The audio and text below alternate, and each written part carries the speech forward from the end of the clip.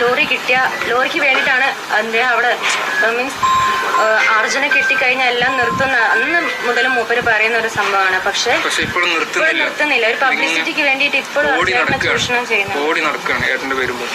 ഈ പിന്നെ ഇതിൽ മറ്റൊരു കാര്യം പറയാനുള്ളത്, ഈ ഡ്രഡ്ജർ കൊണ്ടുവരുന്നത് സംബന്ധിച്ച് ഈ ഡ്രഡ്ജർ കൊണ്ടുവരാൻ പറ്റില്ല ജിതിനെ, അതിലൊന്നും ഒരു കാര്യമില്ല, എനക്ക് തോന്നുന്നുണ്ടോ ഡ്രഡ്ജർ കൊണ്ടുവരും എന്ന് പറഞ്ഞ് നിരുത്സാഹപ്പെടുത്തിയിട്ട് അയാളുടെ രീതിയിലേക്കുള്ള കാര്യങ്ങൾ ആക്ഷൻ കമ്മിറ്റി രൂപീകരിക്കുകയും പിന്നെ ആ രീതിയിലേക്കുള്ള എന്താ രസകരമായിട്ടുള്ള കാര്യങ്ങളിലേക്ക് പോവുകയാണ് ചെയ്യേണ്ടത്. ഇത് കിട്ടുന്നതിന്റെ തലേന്ന് അവിടെ ഞങ്ങൾ കച്ചറുണ്ടായിട്ടുണ്ട്, ഞാനും അളിയനും മനക്കായും കൂടി തമ്മിൽ. അതായത് ഈ ഒരു ട്രഡ്ജർ ഞങ്ങൾ പറഞ്ഞു നിങ്ങളെ ഈ കളി കൊണ്ട് ചിലപ്പോൾ ഇവർ ഇത് നിർത്തിവെച്ച് പോകുന്നു. ഈ ട്രഡ്ജറിന് അത്രയും കഷ്ടപ്പെട്ടിട്ടാണ് ആ ട്രഡ്ജർ ഞങ്ങൾ ഫാമിലിയിലെ നിർബന്ധപ്രകാരം 1 കോടി രൂപ ചെലവിൽ വന്ന ട്രഡ്ജറാണ്.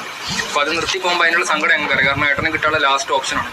അതിനെക്കൊണ്ട് കാര്യമില്ല എന്ന് പറഞ്ഞിട്ട് മലപ്പുറത്തുള്ള ഏതൊരു ട്രഡ്ജർ മതി പറഞ്ഞിട്ട്, കാരണം ഇനി എന്ത് കൊണ്ടുവന്നാലും അത് അവിടെ സ്റ്റോപ്പ് ചെയ്യും. അവിടുത്തെ SP MLA ആരാണ് സ്റ്റോപ്പ് ചെയ്യും പുറത്തുനിന്ന് എന്തുകൊണ്ടെന്ന്. അപ്പോൾ ഞങ്ങൾ അതിനെതിരെ കടന്ന് കച്ചറുണ്ടായിട്ടുണ്ട്. അതിന്റെ പിറ്റേ ദിവസമാണ് ഇത് പൊന്തിച്ച് കഴിഞ്ഞപ്പോൾ ഈ ഫ്രെയിം ഒന്നായിട്ട് മാറി. അതിൽ ഞാൻ പറഞ്ഞുതരാം. അതിൽ അന്നൊരു സാഹചര്യം ഉണ്ടായിരുന്നു. ഞാൻ, അഭിജിത്ത്, അഞ്ജു ഞങ്ങളെല്ലാവരും ഡ്രഡ്ജറിൽ കയറി പോകുന്ന ഒരു സാഹചര്യം ഉണ്ടായിരുന്നു. അത് കയറി അവിടെ എത്തിയപ്പോൾ തന്നെ ഞങ്ങളോട് പിന്നെ SP ആണെങ്കിൽ MLA പറഞ്ഞത് ഇത് കോൺഫിഡൻഷ്യലാണ്, ഇപ്പോൾ പറയുന്ന കാര്യങ്ങൾ നിങ്ങൾ പുറത്തു വിടാൻ പാടില്ല എന്ന വ്യക്തമായ കാര്യങ്ങൾ ഞങ്ങളോട് പറഞ്ഞു. അദ്ദേഹം പറഞ്ഞിരിക്കുന്നത് നമുക്ക് വണ്ടി ഇരിക്കുന്ന പോയിന്റുകൾ കറക്റ്റ് അറിയാം.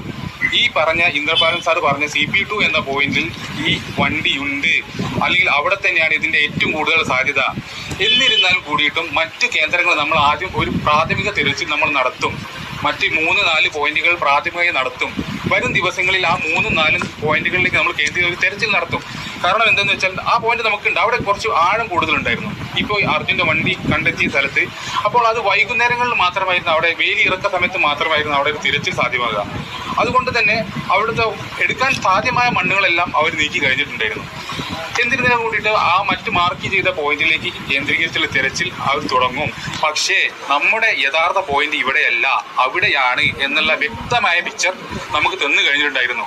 പക്ഷേ ഇത് നമ്മൾക്ക് മാധ്യമങ്ങളോടോ മറ്റാളോടോ പറയാനുള്ള ഒരു വിലക്ക് അവിടെ നിന്നുണ്ടായിരുന്നു. കാരണം ഒരുപാട് വ്യത്യസ്ത നിലപാടുകൾ അന്നുണ്ടായിരുന്നു അവിടുത്തെ പിന്നെ ഭരണകൂടമായാലും എല്ലാവരും. പക്ഷേ അതിനുശേഷം 3-ാം ഘട്ട തിരച്ചിലിൽ പൂർണ്ണമായിട്ടും അവിടുത്തെ സംവിധാനങ്ങൾ ഉണർന്ന് പ്രവർത്തിക്കുന്ന ഒരു രീതിയാണ് നമ്മൾ കണ്ടത്.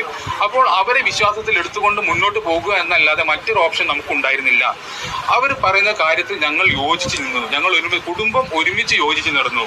ഈ കാര്യങ്ങൾ പിന്നെ അവർ പറഞ്ഞത് ഇന്ന സ്ഥലത്ത് വണ്ടി ഇന്ന ഭാഗത്ത് ഉണ്ട്, എക്സാക്ട് പോയിന്റ് അല്ല പറഞ്ഞത്, ഇന്ന ഭാഗത്ത് വണ്ടി ഉണ്ട്, അവിടെ തന്നെയാണ് വണ്ടി. പക്ഷെ നിങ്ങൾ ഇതൊന്നും മാധ്യമങ്ങളോട് ഇപ്പോൾ പറയരുത്. ആ ഒരു പിറ്റേന്നാണ് ഈ ആക്ഷൻ കമ്മിറ്റിക്കാരും എല്ലാവരും വന്ന് ഞങ്ങൾക്ക് അവർക്ക് SP-ക്ക് കൊടുക്കാൻ ലെറ്റർ, ഈ ഡ്രഡ്ജർ കൊണ്ട് കാര്യമില്ല, മറ്റൊരു സംഭവം കൊണ്ടുവരണം എന്നൊക്കെ പറഞ്ഞ് അവരുടേതായിട്ടുള്ള കാര്യങ്ങൾ ഇന്റർഫിയർ ചെയ്ത് അതായത് നമ്മുടെ അടുത്ത് ഇന്റർഫിയർ ചെയ്തിട്ട് ഒരുപാട് കാര്യങ്ങൾ പറയുന്നു. നമുക്കൊന്നും ഒരിക്കലും ഉൾക്കൊള്ളാൻ പറ്റുന്നില്ല. നമുക്കറിയാം എത്രത്തോളം പിന്നെ കാത്തിരുന്നിട്ടാണ് ഈ ഡ്രഡ്ജർ അവിടെ എത്തി. കാലാവസ്ഥ വെല്ലുവിളിയായിരുന്നു, ഒരുപാട് പ്രതികൂല സാഹചര്യങ്ങളെ തരണം ചെയ്തുകൊണ്ടായിരുന്നു ആ ഡ്രഡ്ജർ അവിടെ എത്തിയത്.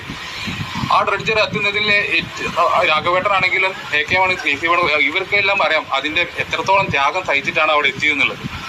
അപ്പോൾ ഇങ്ങനൊരു സംഭവത്തെ അവർ തകർക്കാൻ ശ്രമിക്കുക എനിക്ക് ഉറപ്പായിരുന്നു.